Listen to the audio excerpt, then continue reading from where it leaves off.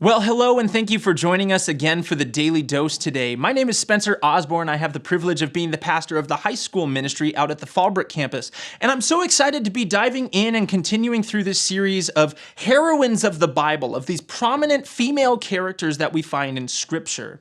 But there's one that I want to kind of hone in on and focus on today, and her story may seem insignificant, and her name is easy to forget.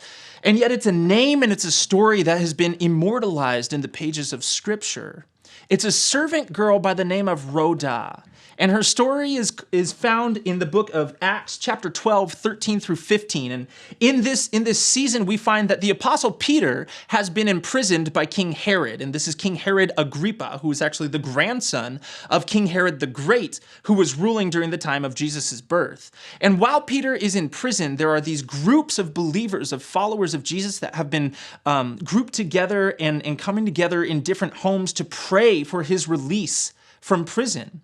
And there's one particular group that's been meeting in the home of Mary, and they are gathered together and they're praying for God to deliver Peter out of prison.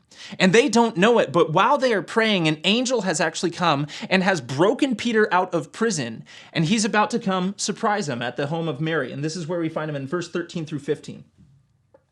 Peter knocked at the outer entrance, and a servant named Rhoda came to answer the door. When she recognized Peter's voice, she was so overjoyed she ran back without opening it and exclaimed, "Peter is at the door." "You're out of your mind," they told her.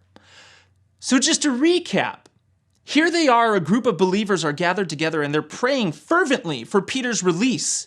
And then a servant girl hears his voice hears him knocking at the door.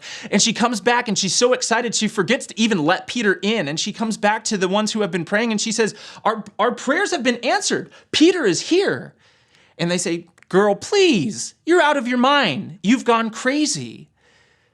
And I love the faith of this servant girl named Rhoda, because I firmly believe, and I tell others, that God answers prayer, but too often my response to answered prayer tells a different story. Because it's a daunting proposition to pray expectantly. To be invested is dangerous, and it opens us up to disappointment. And to toss out a half-hearted prayer is easy. We get to check it off our list of like, well, there, I prayed for it. And if the prayer goes unanswered, it's, I guess God said no. But I want to pray like Rhoda. And I want to have a response in the same way that this servant girl, who was here with a group of believers who were praying fervently for something to happen, and yet weren't really believing that God could do it. I want to pray in a way that I'm not surprised when God delivers. I want to pray in a way that I'm not surprised when God answers prayer. And my challenge for you today is this. Do you pray expectantly for things to happen? Big things, even. And if not, what is it that's holding you back from doing that? Instead, how can we have faith? How can we place our trust the same way that this servant girl named Rhoda did, in the midst of a group of believers, praying for something to happen, but maybe not truly believing that God was capable of delivering, that God was capable of answering? I want to pray with the same faith and the same trust that this servant girl did, where I'm not surprised when he does come through, when he does answer prayer. Something to think about. Thanks for joining us today, and I hope you guys join us again tomorrow. Have a good one.